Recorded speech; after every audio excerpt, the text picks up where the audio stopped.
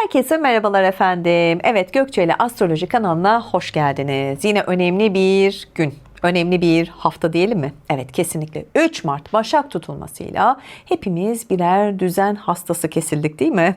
Hayatımızın röntgenini çektik resmen. Nerede aksıyoruz diye böyle didik değil mi?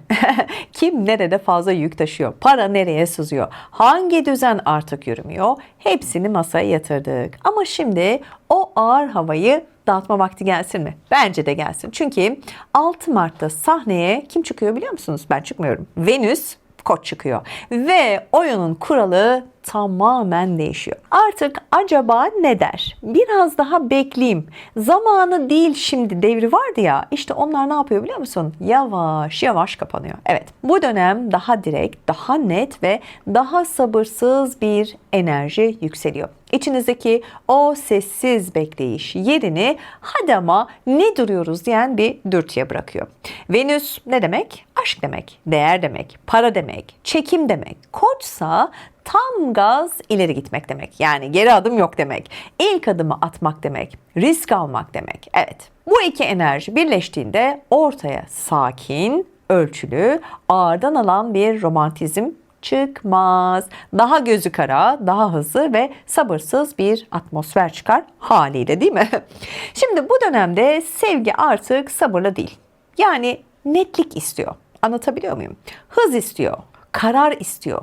İlişkide böyle bekleme süresi kısalır, flörtler daha hızlı başlar. Kararsızlık tahammül edilemez hale gelir. Para konusunda da aynı şey geçerli. Biraz daha düşüneyim yerine yapıyorum diyen bir enerji devreye girer. İşte bu yüzden bu geçiş elbette ki çok önemli. Çünkü sadece aşkı değil, hayatta neye değer verdiğimizi ve o değer için ne kadar cesur olabildiğimizi aslında test edecek bu süreç. Evet, bu videoda bu ateşli geçişin ilişkilerde, parada, sağlıkta ve kariyerde nasıl çalışacağını tabii ki net bir şekilde her zaman olduğu gibi anlatacağım. Onun için buradayım. Kimler bu hızdan zorlanacak, kimler bu enerjiyi avantaja çevirecek hepsini tek tek açıklayacağım. Hiç merak etmeyin. Çünkü Venüs Koç'ta bekleyen değil, adım atan kazanıyor. Anlaştık mı? Bu bizim anahtar cümlemiz olsun. Ama cesaretle tabii ki dürtüselliği böyle karıştıran da maalesef bedelini öder. Evet. Yine böyle bir altını çizebileceğim bir cümle kullanmışım ama doğru. Peki şimdi Venüs Koç'ta ne değişir değil mi? Şimdi merak ediyorsunuz. Bu Venüs Koç'a geçince hayatımızda böyle genel olarak ne değişecek değil mi? Şimdi Gökçe Hanım ne oluyor diye tabii ki şu an merak ediyorsunuz ve içten içe de soruyorsunuz. En basit haliyle söyleyeyim mi size? Tempomuz değişiyor. Tamam, anlaştık mı? Tempomuz değişiyor arkadaşlar. Sanki böyle birisi hayatın hızını böyle 2 katına almış gibi hissedeceğiz. Yani tabii ki bu iyi midir, kötü müdür? Videonun sonunda karar veririz, olur mu? Yorumlar kısmında da bekliyorum, merak ediyorum. Hani öyle duygular böyle ağır ağır aksın. Acaba olaylar nereye varacak diye böyle günlerce, haftalarca bekleyeyim devrinin kapandığını herhalde anlamışsınızdır kurmuş olduğum cümlelerden. Artık bekleme süresi bak bitti. Çok net söylüyorum. İçimizdeki o ses böyle sürekli bizi dürtmeye başlıyor. Ya şimdi yap ya böyle komple bırak gitsin değil mi? Bakın Venüs normalde aman tadımız kaçmasın, uyumlu olalım, orta yolu bulalım diyen o nazik tarafımızı değil mi? Ama Koç burcuna geçti mi ne oluyor biliyor musun? O nazik halden çok özür dilerim ama gerçekten eser kalmıyor. Resmen bir savaşçı ruhuna bürünüyor. Aslında güzel biliyor musunuz? Ben seviyorum bu ruh halini. Evet. Çünkü Koç beklemez, strateji yapmaz, direkt konuya dalar değil mi? Normalde bir şey yapmadan önce yanlış anlaşılır mıyım, ayıp olur mu diye böyle 40 kere düşünürsün değil mi? Ya işte Venüs Koç'ta o iç ses ne oluyor biliyor musun? Susuyor. Aman be diyorsun. Harekete geçiyorsun. Yani bazen böyle hani üzerimizde bir uyuşukluk olur ya, hani bir türlü böyle o ilk adımı atamayız. İşte bu süreçte o uyuşukluk hali de dağılıyor. İçimizden bir şey bizi sürekli ne yapacak biliyor musun? Böyle ittirecek. Ne kaybedersin ki? Anlatabiliyor muyum? Hadi dene. Bak bunları diyebileceğiz. Ama tabii ki burada şuna da çok dikkat etmek lazım. Koç aynı zamanda çok gururludur. Bak bu kısımları atlama. Adımı attınız, karşılık mı gelmedi? Anında arkasını dönüp giderken kendinizi bulabilirsiniz. Bak böyle de bir tarafınız vardır. Ben yapacağımı yaptım. gerisi onun sorunu moduna girmemizde saniyeler sürecek. Bak gerçekten çok enteresan bir zaman yaşayacağız. Yani bu dönem bizi biraz böyle romantik bir filme değil de hızlı bir aksiyon filmine sokacak. Anlaştık mı? Hissediyor muyum? Evet. O zaman ne yapıyorum? Hemen harekete geçmeliyim. Mantık bu. Böyle işlemeli. Sürüncemede kalan, böyle belirsiz olan ne varsa bu hafta netleşir ya da hayatımızdan gerçekten çıkarılır ve gider. Yani arası yok. Bak, çok net cümleler kurmuşum. Farkında mısın? Arası yok. Gri alan hiç yok. Her şey çok net. Yani ya siyah ya beyaz. Anlaştık mı? Ortası yok. Özetle cesaretimiz tavan yapıyor. Evet, wow. Ama tahammülümüz de resmen sıfıra iniyor. Çok üzgünüm, bunu da söylemem lazım. Hızlıyız ama sabrımız çok çabuk tükeniyor. Evet, duygularımızı artık saklamıyoruz ama maalesef o kör olası egomuzda bana bunu nasıl yaparlar diye tetiklenmeye de oldukça müsait. Normal zamanda da yaparız bunu ama bu dönem çok daha müsait olacak. Şunu da hiç unutmayın. Koç ateştir. Bak, yakar.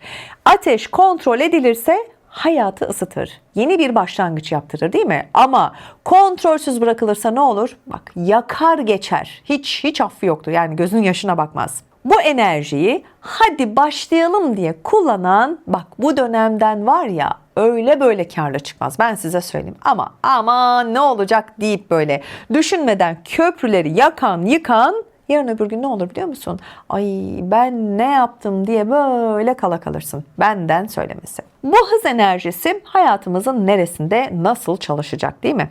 Gelin şimdi aşkı, parayı, sağlığı, kariyeri böyle tek tek bir karede gerçek hayat örnekleriyle konuşalım, değil mi? Önce şu ilişkiler meselesinden bir kere başlayayım, tamam mı? Siz merak ediyorsunuz. Yani şimdi hiç itiraf edin kendinize.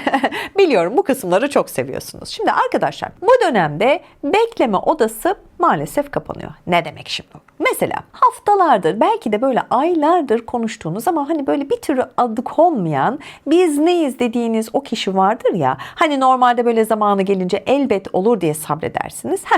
İşte Venüs Koç'ta o sabır taşı çatlıyor. Yapabildim mi acaba o sesi bilmiyorum. Yapabildim galiba. Evet, çatlıyor. İçinizden bir ses ne diyecek biliyor musun? Ya ciddiyiz ya da değiliz.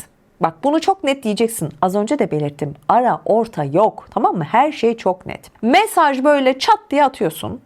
Cevabı da haliyle net bir şekilde istiyorsun, değil mi? Şimdi bak çok güzel bir örnek vereceğim. Hani böyle mıy kişiler vardır ya, gerçek hayatta da hiç sevmem böyle tipleri. Hani böyle ne istediğini bilmez. İşte bu kişilere karşı hadi canım ben vaktim çok değerli, seninle mi bu vakti geçireceğim deyip böyle konuyu kapatma noktasına geliyoruz. Bak bu kısım güzel. Mıylara bay bay. İlişkisi olanlarda ise durum biraz daha ateşli. Öyle hani içinize attığınız, aman şimdi kavga çıkmasın dediğiniz ne varsa böyle hepsi ağzınızdan dökülmeye başlıyor. Ama dikkat edin, yine bak dikkat edin diyorum. Ne olayım derken patlamayın. Tamam mı? Yani bak bu çok önemli. Koç enerjisi de böyle küçük bir neden bulaşığı yıkamadın sorusu bak bir anda ne hale gelir biliyor musun? Zaten beni hiç anlamıyorsun fırtınasına dönebilir. Ya bir anda bir bakmışsın ortalık alevlenmiş, kavga çıkmış. Ne? Bir bardağı yıkamadın ya da bulaşığı niye kaldırmadın? Anlatabiliyor muyum? Çünkü herkes ben de varım, benim isteğim de önemli diye bağırıyor bak bu dönemde. Tamam mı? İç ses durmuyor, yükseliyor. Eğer bağınız güçlüyse her zaman söylüyorum tabii ki bu enerji sizi daha tutkulu yapar. İlişkinizde böyle güzel taze kan gelir. Ama böyle sırf alışkanlıktan dolayı yürüyen bir bağ varsa maalesef o bağ bu hızda kopar. Para tarafına da gelelim. Evet şimdi cüzdanların ağzı biraz fazla açılıyor gibi. Ne yapıyorsunuz bir kendinize gelin. Şimdi Venüs evet para demek, Koç da ne demek? Risk demek değil mi? Şimdi şöyle düşüneceksin. Normalde bir şeyi almadan önce böyle siteleri gezersin değil mi? Hepimiz yapıyoruz. İndirim bekleriz, indirim kovalarız. Bir gün düşünürüz, 2 gün düşünürüz değil mi? Şimdi o 2 günü falan böyle bir kenara bırak. 2 saat bile bekleyemezsin. Ben bunu istiyorum, hak ediyorum duygusu bak öyle bir baskın hale geliyor ki. Hani o yeni telefon ya da o pahalı kıyafet böyle saniyeler içinde pıt pıt pıt pıt bir bakıyorsun sepetine ekle olmuş. Özellikle böyle kendinize yatırım yapma, kendinizi ödüllendirmek çok isteyeceksiniz bu süreçte. Aslında hakkımızda tabii ki ama dost acı söyler. Hele bunu Gökçe söylüyorsa daha acı söyler. Büyük paralar harcamadan önce yani en azından Bir düşünün ya. Bak ben yine sizi düşünüyorum. Tamam, harcama yapmak istiyorsan yap. Ama bak, bir ama var, tamam mı? Hatta bir tane daha ekliyorum. Ne olur biraz daha düşün. Çünkü bu enerjiyle alınan şeyler ne olacak biliyor musun? Haftaya ya ben buna neden bu kadar para verdim? Hay Allah'ım diyebilirsin. Pişman olabilirsin. Tamam mı? Anlaştık mı? Paramızı ne yapıyoruz? İdareli, temkinli kullanıyoruz. Geldik sağlık ve enerjideki kısma. Şimdi burada tam bir pazartesi spora başlıyorum havası var. İçinizde böyle bir kıpırtı, bir hareket etme isteği uyanacak. Ya tamam, bu sefer kararlıyım diye giriyorum. Yürüyeceğim diyebilirsin. Ya da ne bileyim bir spor salonuna gideceğim diyebilirsin. Evet, koç başlangıçları çok sever değil mi? Ama maalesef şöyle de bir huyu vardır. Çok çabuk sıkılır. Yani pazartesi günü böyle bir gaza gelip cuma günü de kebapçıya düşme riskin çok fazla yüksek. Yine burada bir dikkat et derim. Çünkü bu hızın getirmiş olduğu bir tansiyon olabilir. Yani böyle çok kafaya takmaktan veya böyle acele etmekten baş ağrıların olabilir. Migren böyle kapını çalabilir. Sakin kalmayı dene derim bu süreçte, olur mu? Evet, son olarak hadi gel şimdi de kariyere bakalım. Şimdi iş yerinde ben bu işi yaparım, bu projeyi ben yönettim diye böyle öne çıkacağın bir dönem. Şimdi bunda ne var Gökçe Hanım diyeceksin. Evet, doğru. Ama uzun süredir böyle köşede bekleyen bir fikrin varsa şimdi bunun aslında tam zamanı diyebilirim. Ama bak, hep amalar var. Patronla veya böyle çalışma arkadaşınla konuşurken hani ben bilirim havasına da girme. Tamam? Ya bilgin var. Bunu uygulamak istiyorsun. Haklısın, yap. Ama böyle ukalaya, egoya ben bilirim havasına girme. Tamam? Herkesin bunu böyle biraz havada olabilir. Bak, herkesin burnu biraz havada olabilir bu süreçte, tamam mı? Ya uzaklaşmak sana belki biraz böyle zor gelecek. Ben haklıyım diye böyle diretme. Yani tamam mı? Daha nasıl hani açıkça anlatayım. Yoksa ne olur biliyor musun? Durduk yere köprüleri yakarsınız. Gerek var mı buna? Bence hiç gerek yok. Hadi şimdi özetle toparlayayım. Hayatın her alanında anladığınız üzere vites yükseliyor. Cesaret var ama tahammül maalesef bitik değil mi yerlerde? Hızlanalım. Tabii ki güzel bir şey bu. Ama frenleri de böyle tamamen söküp atmayalım, olur mu? Hani böyle hep ayağımız böyle bir temkinli olsun. Azıcık gaz, azıcık fren. Azıcık gaz, azıcık fren. Anlaştık mı? Dengede kalalım. Bu enerji sizi tabii ki zirveye de taşıyabilir. Ama böyle acele ettirip tökezletebilir. Adımımızı atıyoruz ama ne yapıyoruz? Kendimizi kaybetmeden. Anlaştık mı? Bu süreci bu şekilde geçirmemiz çok daha doğru olacak. Peki şimdi bu süreçte kimler zorlanacak? Elbette kimler kazanacak? Geldik fasulyenin faydalarına, değil mi? Şimdi bu enerji tabii ki herkese böyle çiçek mi dağıtacak diye soracak olursanız maalesef tabii ki hayır diyeceğim. Venüs, Koç bazılarını böyle resmen ayağa kaldıracak. Bak, bu yadsınamaz bir gerçek. Cesaret verecek. Bazılarını böyle durduk yere gerim gerim gelecek. Çünkü asıl mesele sadece cesaretli olmak değil ki burada. O cesareti eline yüzüne bulaştırmadan kullanabilmek, hayatın içine entegre edebilmek. Önce kimler biraz terleyecek? Şimdi ona bakalım. Şimdi bir kereki sabırsızlar. Hayatın her döneminde zaten ne geliyorsa başınıza bu sabırsızlığınızdan geliyor. Bu süreçte sizin için tabii ki zor bir dönem olacak. Eğer zaten normalde böyle çabuk sıkılan, tepesi çabuk atan, ben böyleyim, işine gelirse diyen biriysen bu huyunu tabii ki ikiye katlayacak bu süreç. Yani değil mi? Yadsınamaz bir gerçek. Mesela bir mesaj böyle 5 dakika geç mi geldi? Kafanda böyle 40 tane senaryo yazıp demek ki beni önemsemiyor. Bak işte dikkat etmemiş. Ben oysaki 5 dakikadır 6 dakikada ya da neyse işte zaman kavramı, ondan mesaj bekliyorum diye böyle kendi kendine restler çekebilirsin.